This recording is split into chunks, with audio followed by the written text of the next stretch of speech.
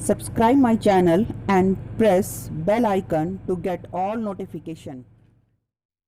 Hello students, in the previous video we discussed about the transport of gases. Now let's start the next topic which is oxygen dissociation curve. So अब हम बात करते हैं oxygen dissociation curve की. पहले समझते हैं कि what is the meaning of actual meaning of this oxygen dissociation curve. ये एक्चुअली क्या है ये curve? This is the curve which is plotted between the partial pressure of oxygen and the percentage saturation of hemoglobin with oxygen. अगर हम इन दो values के बीच में एक ग्राफ प्लॉट कर रहे हैं, एक कर्व बना रहे हैं, that it is known as oxygen dissociation curve. So देखते हैं क्या है. At one side we will write the partial pressure of oxygen. Partial pressure oxygen हमने यहाँ पे मेंशन किया है. At another side we will write the percent saturation of haemoglobin with oxygen. So this is the percent saturation of hemoglobin with oxygen.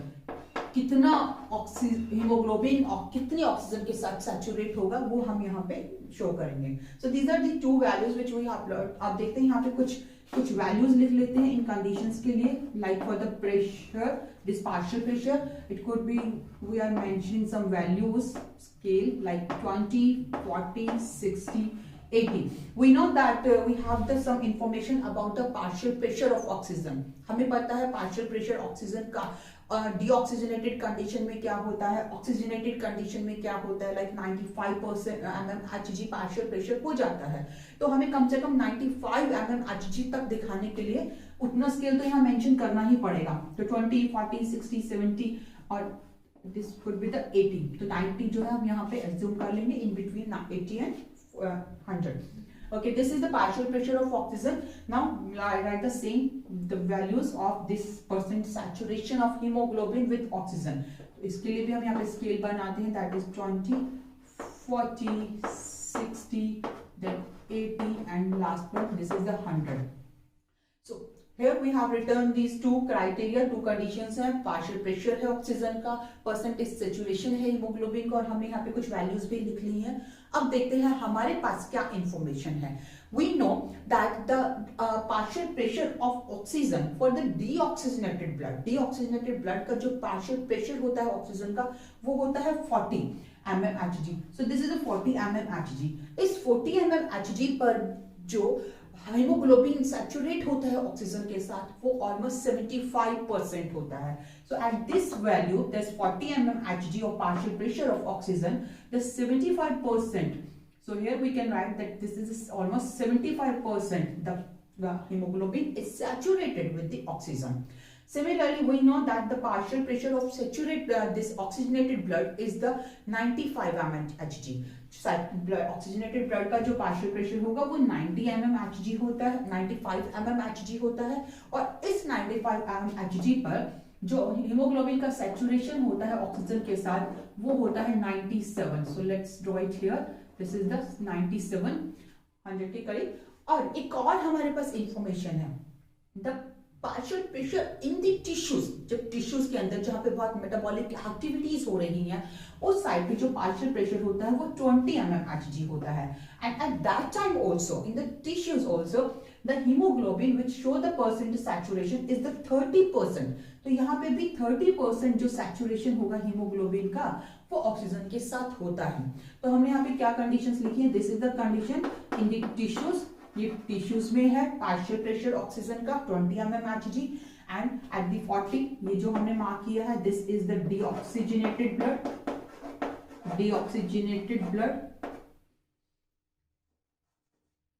Deoxygenated blood, partial pressure of deoxygenated blood, and this 90 mmHg is the partial pressure of oxygenated blood. ये oxygenated blood का partial pressure हो गया. So ये कुछ partial pressures हमारे पास हैं और इनके बारे में हम जानते हैं कि इतने इस partial pressure पे this is the amount or the percentage saturation of the hemoglobin. Now if we draw the plot according to this partial pressure, जब हम इस partial pressure के according एक graph draw करते हैं then we find this kind of graph. हमें इस तरीके का एक ग्राफ देखने को मिलता है और कर्व देखने को मिलता है. This curve is known as sigmoid curve, इसे बोला जाता है sigmoid curve. So when we draw a curve between the partial pressure of oxygen and the percentage saturation of hemoglobin with oxygen, then we find the sigmoid curve.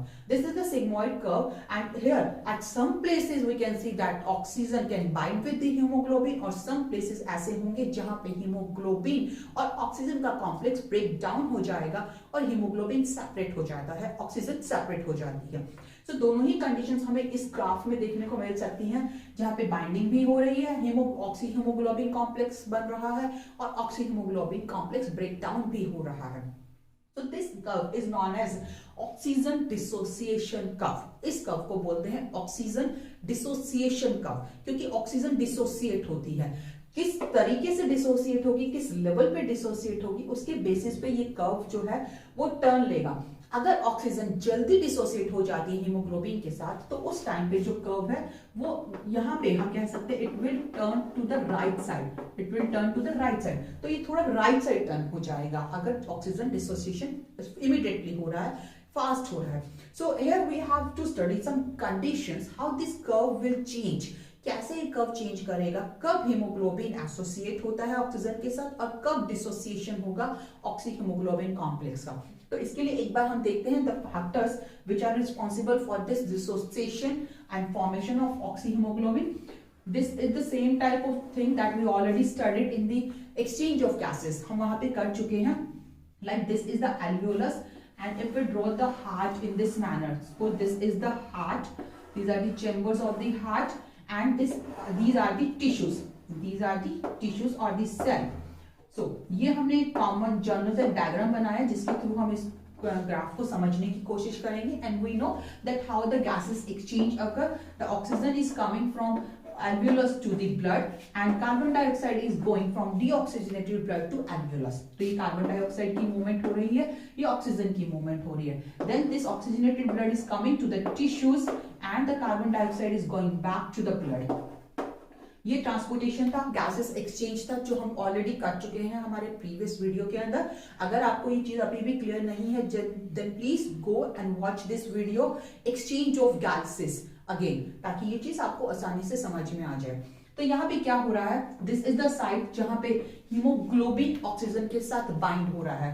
तो यहाँ पे haemoglobin plus oxygen, they are binding together and they are making oxyhaemoglobin complex. यहाँ पे oxyhaemoglobin complex form हो रहा है. And this is the site where we can say that this haemoglobin oxygen complex is breaking and it is releasing haemoglobin and oxygen. तो यहाँ पे dissociation हो रहा है इस कॉम्प्लेक्स का, हीमोग्लोबिन और ऑक्सीजन सेपरेट हो रहे हैं. अब देखते हैं कि यहाँ पे at this position where the oxyhaemoglobin complex is forming, what are the factors which initiate this process, या कौन से फैक्टर हैं जिनकी प्रेजेंस में ये कॉम्प्लेक्स फॉर्म हो रहा है. So at this side the temperature, first we talk about the temperature. Temperature की बात करें तो यहाँ पे जो टेम्परेचर होता है, the temperature is low. It has low temperature because fresh air is coming from outside. बाहर से fresh air आ रही है, तो वो cool air होगी.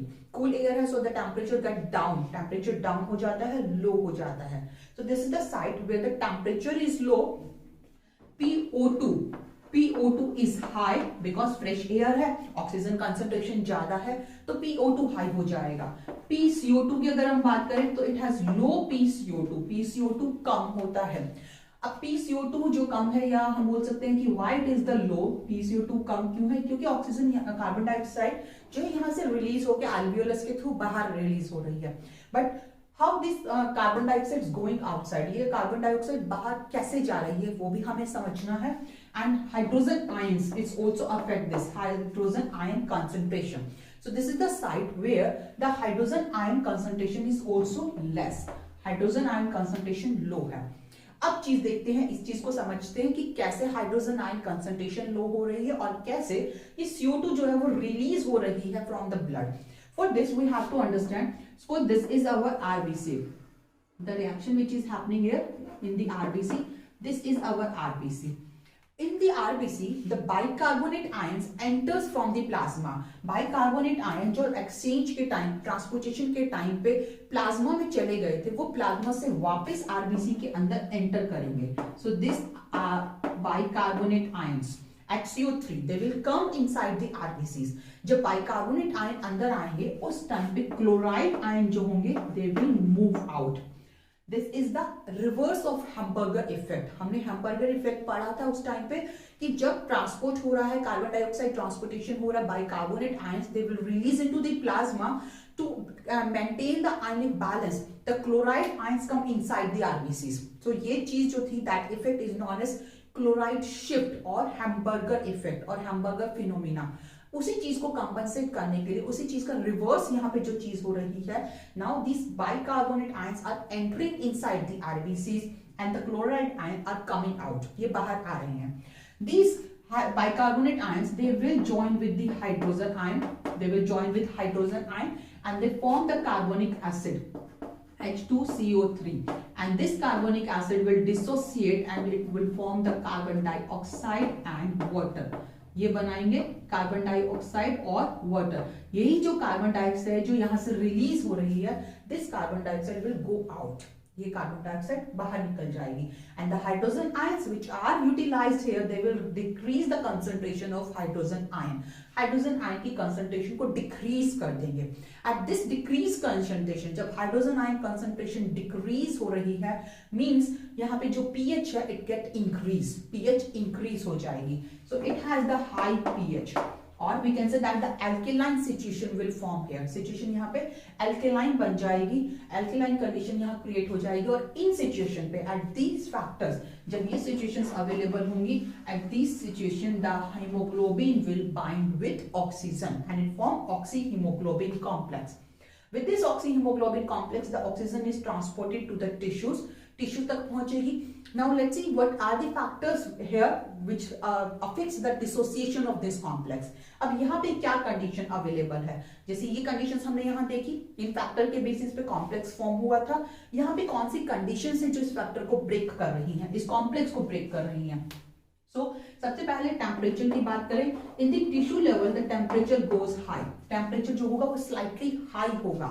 यहाँ पे टिश्यूज के अंदर कंटिन्यूसली मेटाबॉलिक एक्टिविटीज हो रही हैं. Due to these metabolic activities the temperature in the tissues is goes slightly high.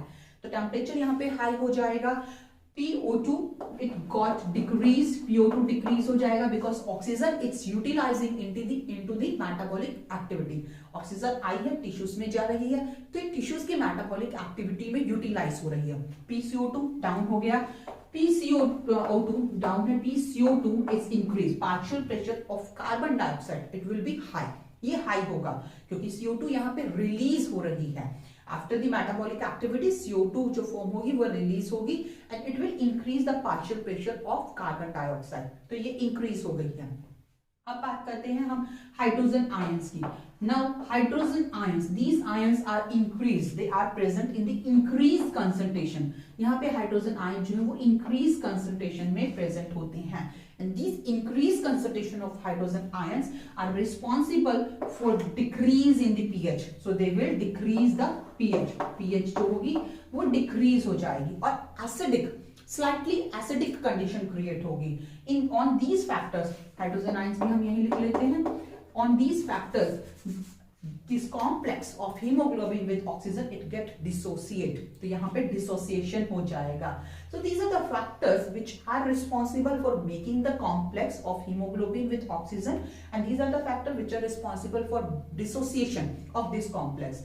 And this graph is oxygen dissociation curve. If this type of conditions, अगर ये conditions मिल रही हैं, means temperature is high, CO2, partial pressure of CO2 is less, partial pressure of carbon dioxide is high, and the pH is low or hydrogen ion concentration is high. If these type of conditions are available at that time, this complex, this oxygen and hemoglobin complex will dissociate. And so dissociation जब होगा तो जो curve होगा वो shift हो जाएगा. It will move towards this right side. So this is the oxygen dissociation curve जो हमें information दे रहा है that how this complex is dissociation, कैसे dissociate हो रहा है. That's why it is known as oxygen dissociation curve. It is formed between the partial pressure of oxygen and the percentage saturation of hemoglobin with oxygen. दोनों के बीच में plot हुआ curve है। यहाँ पे हम देख सकते हैं कि कुछ ब्लड जो है ऑक्सीजनेटेड है, कुछ डीऑक्सीजनेटेड ब्लड है। दोनों तरीके के ब्लड यहाँ पे अवेलेबल है। डीऑक्सीजनेटेड ब्लड जिसे हम डीऑक्सीजनेटेड बोलते हैं, this deoxygenated blood is also saturated 75% saturated with oxygen, यानी कि डीसैचुरेटेड होते हुए भी इस ब्लड में हीमोग्लोबिन 75% तक सैचुरेटेड होता है ऑक्सीजन के साथ, and in the oxygenated blood it has 97% saturation. So this is the oxygen dissociation curve. Now with this curve we have to understand two important effects also. So let's discuss about the Bohr's effect and Hildon effects. We have discussed this oxygen dissociation curve. इसी oxygen dissociation curve का कुछ parts हैं जो अब हम discuss करने वाले हैं। The first is the Bohr's effect. First part is Bohr's effect.